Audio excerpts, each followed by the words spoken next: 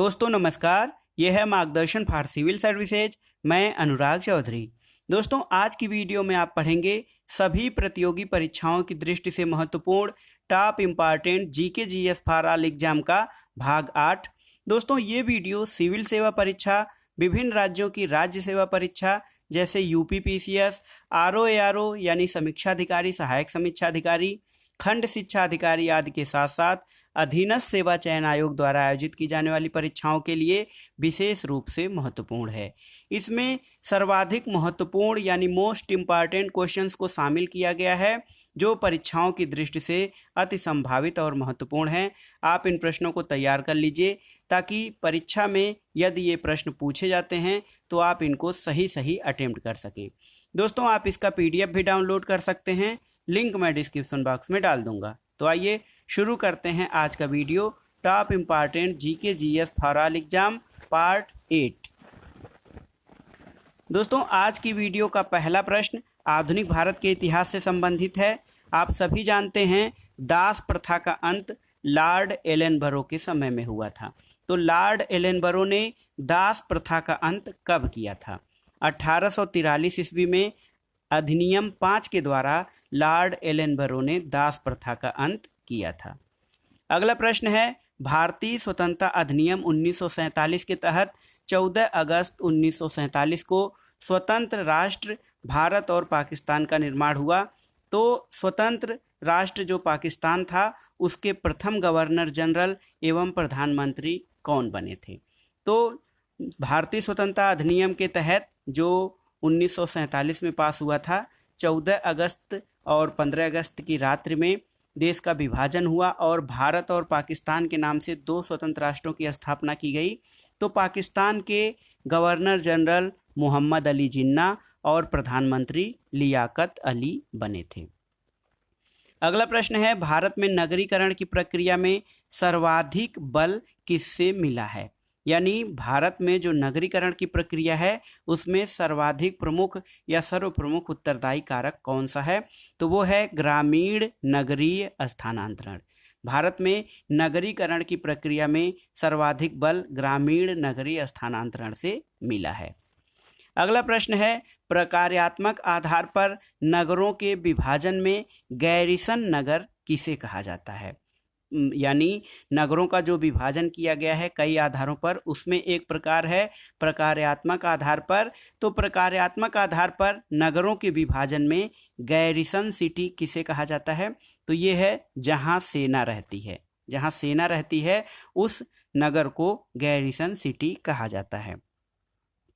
अगला प्रश्न है दोस्तों देश भर के प्रवाल के संरक्षण एवं शोध को बढ़ावा देने के उद्देश्य से राष्ट्रीय प्रवाल भित्ति अनुसंधान केंद्र की स्थापना कहाँ की गई है? बहुत ही महत्वपूर्ण क्वेश्चन है दोस्तों, परीक्षाओं में अभी तक नहीं पूछा है, आगे पूछने की संभावना है। तो देश भर के प्रवालों के संरक्षण एवं शोध को बढ़ावा देने के उद्देश्य से राष्ट्रीय प्रवाल भित्ति अनुसंधान केंद्र की स्थापना पोर्ट ब्लेयर में की गई है।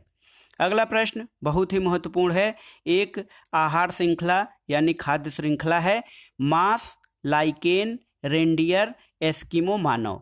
ये जो खाद्य श्रृंखला है ये किस बायोम का है? बहुत ही महत्वपूर्ण है, मांस, लाइकेन, रेंडियर और एस्किमो मानव ये खाद्य श्रृंखला फूड चेन जो है वो किस श्रृंखला किस बायोम का है? तो ये है टुंड्रा बायोम। टुंड्रा बायोम में मांस है प्राथमिक, द्वितीयक में देखिए लाइकेन है, फिर रेंडियर है, उसके बाद एस्किमो मानव आता है। ये टुंड्रा बायोम में पाया जाने वाला फूड चेन है।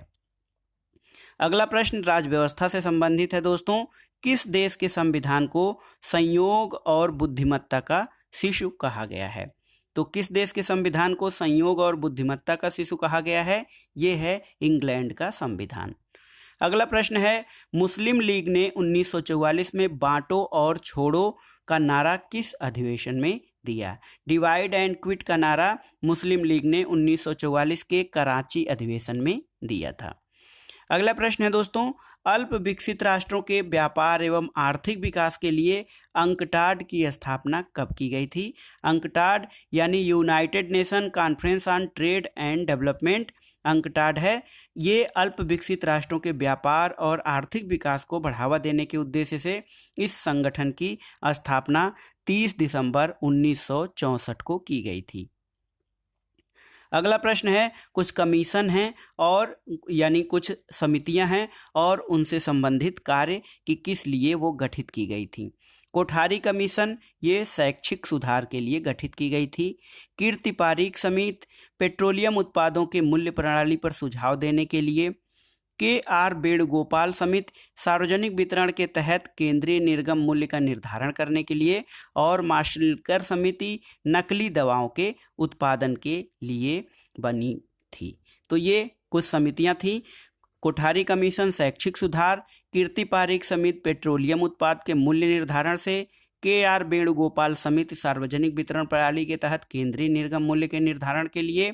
और माशेलकर समिति नकली दवाओं के उत्पादन से संबंधित थी।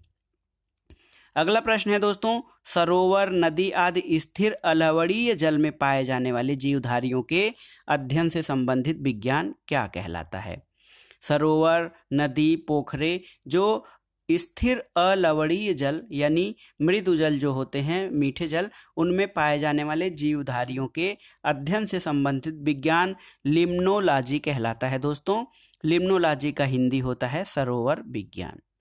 अगला प्रश्न चक्रवातों से संबंधित है।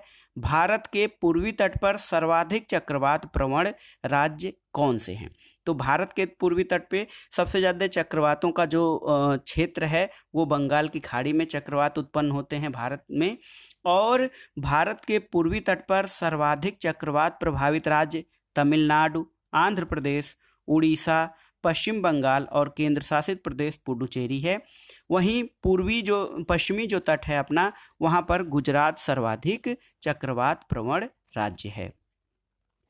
अगला प्रश्न है दोस्तों, केंद्रीय विद्युत अनुसंधान संस्थान कहाँ पर स्थित है? तो ये बंगलौर में स्थित है केंद्रीय विद्युत अनुसंधान संस्थान। ऊर्जा प्रबंध केंद्र नई दिल्ली में स्थित है। और राष्ट्रीय विद्युत प्रशिक्षण संस्थान फरीदाबाद में स्थित है। तो 3 संस्थान हैं, बहुत ही महत्वपूर्ण हैं। केंद्रीय विद्युत अनुसंधान संस्थान बंगलौर में है, ऊर्जा प्रबंध केंद्र नई दिल्ली में और राष्ट्रीय विद्युत प्रशिक्षण संस्थान फरीदाबाद में है। टाइडल एनर्जी आप जानते हैं, ज्वारी ऊर्जा। तो भारत में कौन सा क्षेत्र ज्वारी ऊर्जा उत्पादन का प्रमुख केंद्र है? ये है खंभात की खाड़ी। खंभात की खाड़ी भारत में ज्वारी ऊर्जा उत्पादन का प्रमुख केंद्र है। अगला प्रश्न है बायोलॉजी से दोस्तों, हमारे शरीर में अम्लीयता और क्षारकता के बीच कौन सा तत्व संतुलन बनाने का कार्य करता है? यानी अम्लीयता और क्षारकता के बीच संतुलन बनाने वाला तत्व है फास्फोरस। इसका जो संकेत होता है दोस्तों वो P होता है। तो फास्फोरस हमारे शरीर में अम्लीयता और क्षारकता के बीच संतुलन बनाने का कार्य करता है। एक प्रश्न और देखिए, बहुत ही महत्वपूर्ण, हृदय की धड़कन को नियंत्रित करने के लिए कौन सा तत्व उत्तरदायी है? हृदय की धड़कन को नियंत्रित करने के लिए दोस्तों पोटेशियम महत्वपूर्ण होता है। और शरीर में पोटेशियम की कमी से अल्प रक्तचाप व्याधि उत्पन्न होती है। तो हृदय की धड़कन को नियंत्रित करने के लिए उत्तरदायी है पोटेशियम। अगला प्रश्न है थैलीसीमिया, ये रक्त से संबंधित एक आनुवांशिक व्याधि है। तो थैलीसीमिया में शरीर में किसके संश्लेषण की क्षमता नहीं रह जाती है? बहुत ही महत्वपूर्ण है। थैलीसीमिया रक्त से संबंधित एक वंशानुगत व्याधि या रोग है दोस्तों। इसमें शरीर में हीमोग्लोबिन के संश्लेषण की क्षमता नहीं रहती है। अगला प्रश्न है दोस्तों, अगला और इस वीडियो का आखिरी प्रश्न, कुछ शहर हैं और किस नदी के किनारे बसे हैं इसके बारे में आपको इसमें जानकारी दी गई है। लुधियाना सतलज नदी के तट पर स्थित है। जबलपुर मध्य प्रदेश में नर्मदा नदी के तट पर स्थित है। लेह दोस्तों सिंधु नदी के तट पर स्थित है। और भुवनेश्वर जो कि ओडिशा की राजधानी है भुवनेश्वर, ये महानदी तट पर स्थित है। तो ये था आज का वीडियो। इसमें आपने देखा top important GK GS for all exam. ये प्रश्न सभी परीक्षाओं के लिए बहुत ही महत्वपूर्ण है। इसमें मुख्य रूप से विभिन्न राज्यों की राज्य सेवा परीक्षा, समीक्षा अधिकारी, सहायक समीक्षा अधिकारी, उत्तर प्रदेश लेखपाल परीक्षा, इसके अलावा अध्यापक पात्रता परीक्षा के लिए ये बहुत ही महत्वपूर्ण है। आप इन प्रश्नों को तैयार कर लीजिए ताकि परीक्षा में जब ये प्रश्न पूछे जाएं तो आप सही सही अटेम्प्ट कर सकें। दोस्तों, वीडियो आपको कैसा लगा हमें कमेंट बॉक्स में ज़रूर बताइएगा। वीडियो को लाइक करें, शेयर करें और इस चैनल मार्गदर्शन फॉर सिविल सर्विसेज को सब्सक्राइब अवश्य करें।